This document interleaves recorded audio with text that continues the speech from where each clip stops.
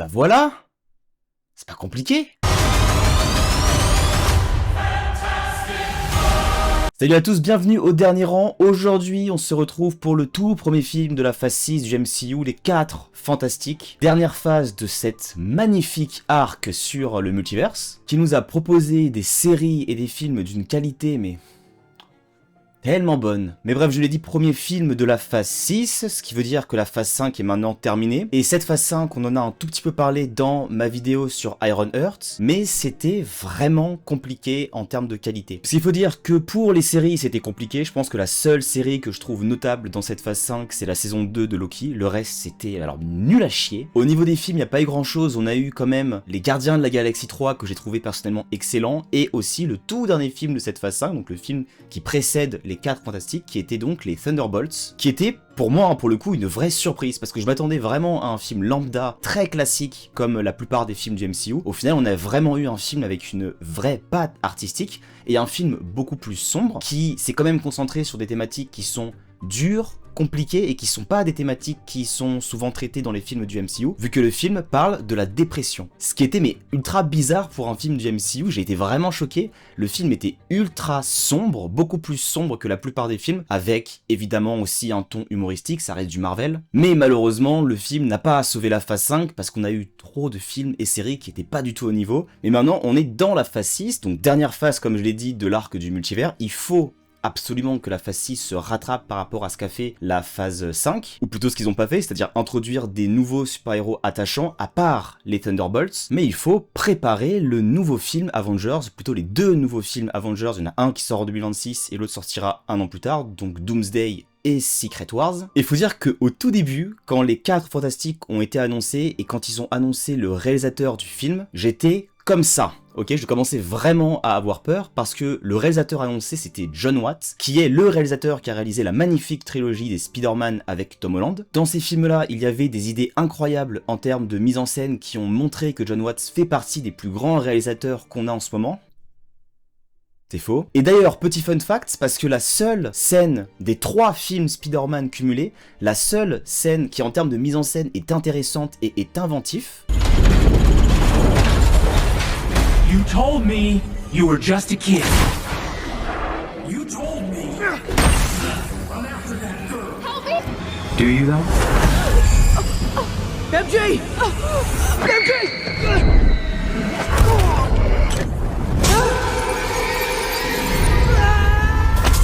N'a pas été réalisé par Jon Watts. Bravo. Un génie. Donc il faut dire que j'ai flippé, mais au final, Jon Watts n'a pas été retenu pour réaliser les 4 Fantastiques. Le réalisateur qui a été retenu, c'est le mec qui avait réalisé les épisodes de WandaVision, qui est peut-être la meilleure série en concurrence avec Loki. Puisqu'il y avait une vraie patte artistique qui se concentrait notamment sur les différentes sitcoms qu'on a eues dans ces dernières décennies. WandaVision, c'est complètement différent des autres films et séries qu'on a dans le MCU. C'est une série qui a une identité. Et c'est très très important d'avoir une patte artistique marquée et différente de ce qu'on peut voir dans les autres films. C'est pour ça que j'adore par exemple Les Éternels, que j'adore aussi le deuxième film Doctor Strange.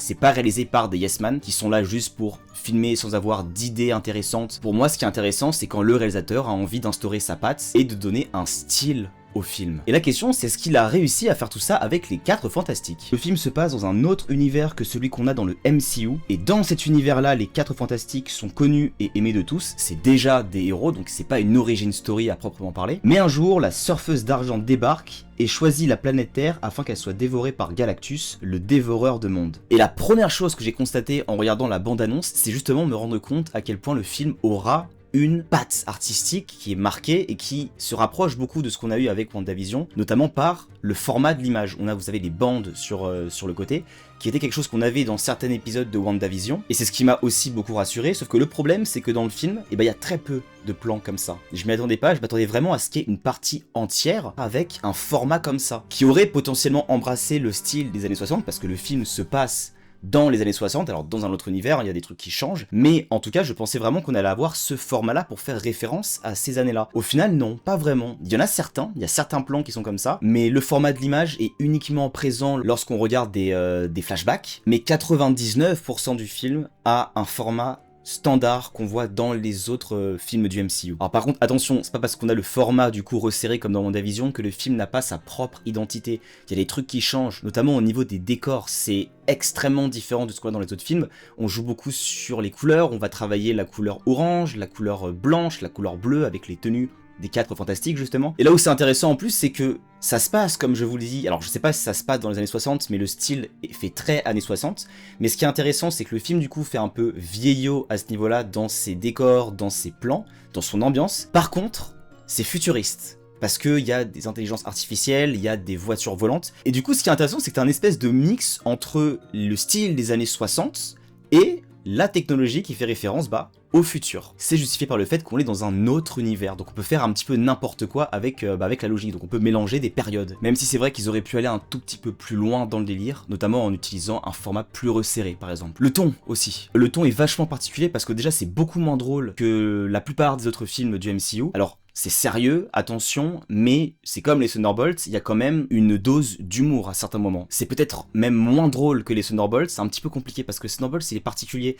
Il y a pas mal d'humour, mais le ton est tellement sombre, les thématiques sont tellement sombres que c'est très difficile en fait de juger l'humour du film. Les 4 fantastiques, on va aussi évoquer des sujets qui sont pas faciles, on va surtout en parler en spoiler, mais il y a notamment un comic relief, t'as le personnage de la Torche qui est le comic relief du film, celui qui va faire les blagues. On a aussi un petit peu ça avec la Chose d'ailleurs, qui fait aussi pas mal de blagues, mais les 2 personnages les plus sérieux, c'est l'homme élastique et sa femme. La femme invisible justement. Ça se voit qu'au niveau des films quand même, ils essayent d'évoquer des thématiques qui sont peut-être un petit peu plus profondes que ce qu'on a dans les autres films, et peut-être un petit peu plus sombres. Et c'est ça qui est intéressant, c'est pour ça que j'ai très hâte de voir la suite, surtout que le prochain film, je crois que c'est Spider-Man, qui devrait avoir un scénario beaucoup plus terre-à-terre que ce qu'on a eu avec les derniers films Spider-Man, quelque chose de plus sombre. Et même au niveau des séries, ils ont révélé qu'ils allaient changer un petit peu leur manière de produire leurs séries, et que ça allait être un petit peu plus profond, et surtout qu'on allait arrêter de se concentrer sur des personnages dont le public en a strictement rien à foutre. La musique aussi, il y a une identité, bordel, mais je pensais même pas dire ça un jour, mais la musique du film est bonne. La musique d'un film du MCU est bonne. Elle est composée par Michael Giacchino, qui a fait certaines bandes originales de certains films du MCU. C'est lui notamment qui a fait la BO des films Spider-Man, sauf qu'elle était très anecdotique. Mais c'est aussi lui qui a fait la BO de The Batman, qui pour le coup est un immense chef-d'œuvre.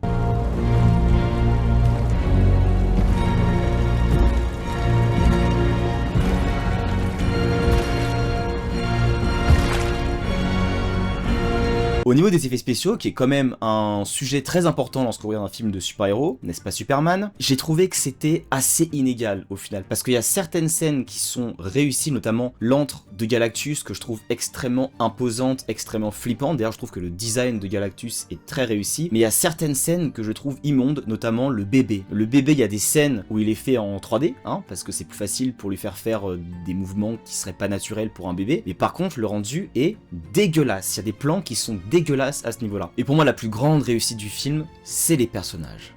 Et je suis extrêmement ravi. Enfin, depuis la phase 4, c'était compliqué. Ils ont réussi à introduire des personnages qui n'étaient pas dans les 3 premières phases et à les rendre attachants. Puisque c'était les gros défauts des phases 4 et 5, ils avaient vraiment du mal à introduire des nouveaux personnages qui seraient attachants et qui seraient potentiellement les futurs Avengers. Puisque dans la phase 3, on a quand même perdu des personnages comme Iron Man ou comme Captain America, qui étaient les 2 personnages qui portaient les Avengers. On a eu Black Widow aussi qui a disparu, donc forcément il fallait les remplacer. Ils ont jamais réussi à le faire. Et là, ça fait vraiment plaisir de voir un groupe de personnages qui sont introduits et qui sont bien introduits, qui ont tous un développement, qui sont tous assez attachants. Alors, tout n'est pas parfait, on va en parler en spoiler, il y a des défauts, mais au moins j'ai vraiment passé une très bonne heure 50 à les suivre. J'ai envie de les revoir. C'est le meilleur compliment que je peux faire au film, c'est que j'ai envie de revoir les 4 fantastiques dans les prochains films. Donc franchement non, je suis étonné. Ils ont réussi à enchaîner 2 bons films. Au niveau des séries c'est compliqué, c'est la merde, ils sont pas du tout en forme. Au niveau des films, ils sont en forme.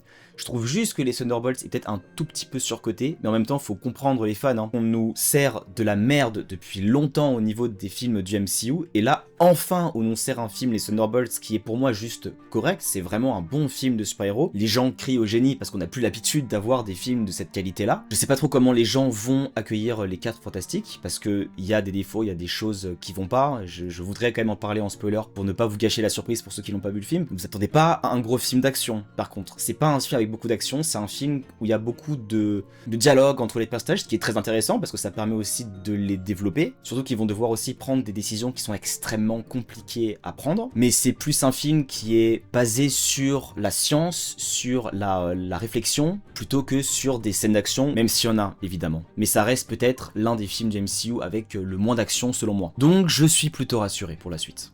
Superman, je suis pas rassuré pour la suite. Celui-là, c'est un peu plus rassurant. Il va y avoir évidemment un duel entre Superman et les 4 Fantastiques. J'en ai parlé dans la critique sur Superman, mais alors pour moi, il n'y a pas photo.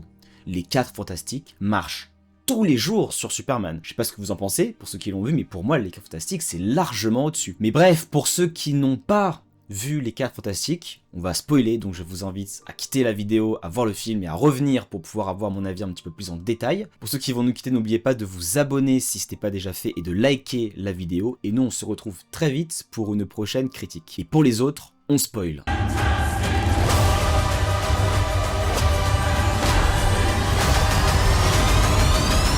La femme invisible et l'homme élastique vont avoir un bébé, ce qui a son importance dans le film, étant donné que Galactus, qui va donc bouffer en fait la planète Terre, la détruire, leur propose de lui donner le bébé en échange de ne pas dévorer la Terre. Donc là, t'as un gros dilemme. Soit tu donnes ton bébé et tu sauves des milliards de vies, soit tu ne peux pas sacrifier ton bébé, ce qui est un petit peu normal d'ailleurs, hein, c'est pas facile à faire, et par contre tu condamnes potentiellement toute l'humanité, et du coup ton bébé avec, hein. Tu as quand même un discours sur le rapport entre la mère et son enfant, jusqu'où tu peux aller en tant que maman pour protéger ton enfant. Et c'est ça, en fait, c'est aussi l'une des thématiques du film. Quand je vous dis que Marvel essaye de parler de thématiques qui sont extrêmement profondes, on passe de la dépression au rapport entre la mère et son fils, enfin son enfant, vous avez compris. Et évidemment la famille, vu que les 4 Fantastiques forment une famille, et d'ailleurs le film te fait comprendre que c'est pas uniquement les 4 Fantastiques qui forment une famille, mais c'est les 4 Fantastiques et toute la planète Terre, en fait, qui vont du coup s'entraider pour pouvoir survivre à Galactus.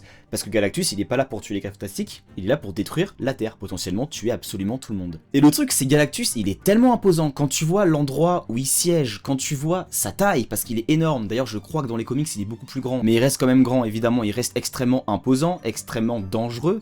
Il y a un moment dans le film, hein, d'ailleurs c'est ça le truc, c'est que ils savent qu'ils sont condamnés, ils savent qu'il est beaucoup trop puissant, ils sont obligés de se barrer. Comment faire pour se barrer? Et ben ils installent des espèces de dispositifs en fait sur plusieurs endroits du globe pour pouvoir téléporter la Terre et se barrer loin de Galactus. Ils préfèrent la fuite plutôt qu'affronter Galactus, ce qui te montre la puissance quand même de l'antagoniste. Le problème, c'est que la fin elle est expédiée. La manière dont Galactus se fait avoir, c'est beaucoup trop facile. Et c'est ça pour moi la grosse déception du film, c'est qu'on te présente Galactus comme étant mais un être beaucoup trop puissant qui est limite un dieu en fait, parce que le mec bouffe des planètes. Mais pourtant à la fin, c'est expédié.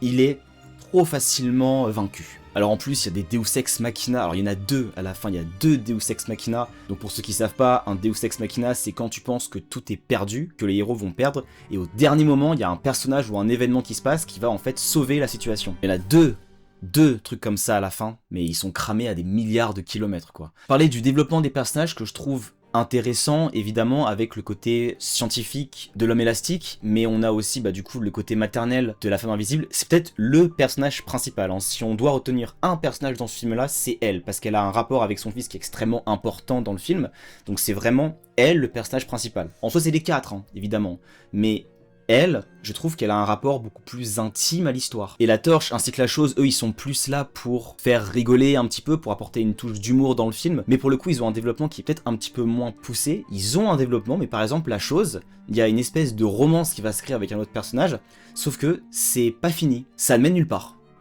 Alors, est-ce que ce sera développé dans des suites, dans les prochains films ? Je sais pas, et je pense pas, parce que je pense que la prochaine fois qu'on va voir les 4 Fantastiques, ce sera dans le prochain Avengers, donc je pense pas qu'on aura le temps de développer cette romance dans le prochain film Avengers. Je pense qu'il y a des choses qui seront un petit peu plus importantes à faire dans le film, et il y a évidemment la scène post-générique. Il faut voir uniquement la première scène post-générique, parce que la deuxième sert pas à grand chose, c'est plus un clin d'œil, la deuxième scène. La première scène, c'est vraiment, alors je vais pas dire important, mais en tout cas c'est extrêmement excitant. Ça donne envie de voir la suite, parce que c'est la première fois qu'on voit Doctor Doom à l'écran, qui sera donc le prochain grand méchant du MCU, donc le prochain Thanos. Au niveau des méchants, ils se sont tellement foirés. Alors évidemment, c'est pas que leur faute, parce que de base, ça devait être Kang, hein, le prochain grand méchant du MCU. Ils ont décidé de faire tourner les phases 4, 5, 6 uniquement autour, enfin uniquement, surtout plutôt autour du personnage de Kang. C'est d'ailleurs pour ça qu'ils ont pas fait un seul film Avengers depuis très longtemps, puisqu'ils ont préféré se concentrer sur le méchant, sur l'antagoniste, parce que c'est ça qui a plu aussi dans Infinity War. Ce qui a beaucoup plu dans Infinity War, c'est le traitement de Thanos.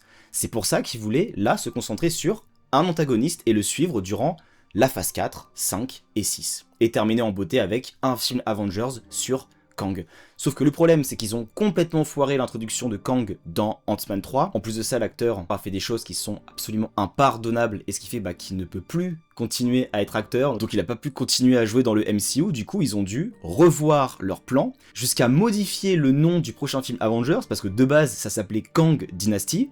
Sauf que vu que Kang n'est plus là, maintenant c'est Doomsday. Donc on va se concentrer sur le personnage de Doom, qui est le grand méchant de cette phase 6 en fait, et qui sera le prochain grand adversaire des Avengers. On verra aussi comment va évoluer Galactus, parce que je pense pas que ce soit la dernière fois qu'on verra ce personnage là. Pour moi il y a beaucoup plus de choses à faire avec ce personnage, et je pense qu'ils vont devoir aussi corriger sa puissance. Je pense qu'ils doivent le rendre beaucoup plus puissant et beaucoup plus menaçant, mais bref.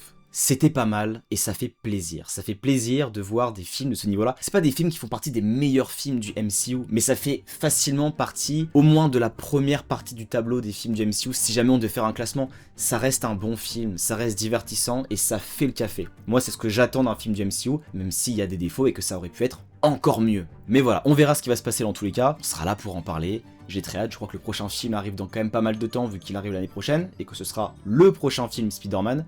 On sera là pour en parler, et moi je vous dis à la prochaine. Je le redis, mais n'oubliez pas de vous abonner pour ceux qui ne le sont pas encore abonnés, et de liker la vidéo. Et je vous dis à la prochaine pour une nouvelle critique. Salut tout le monde!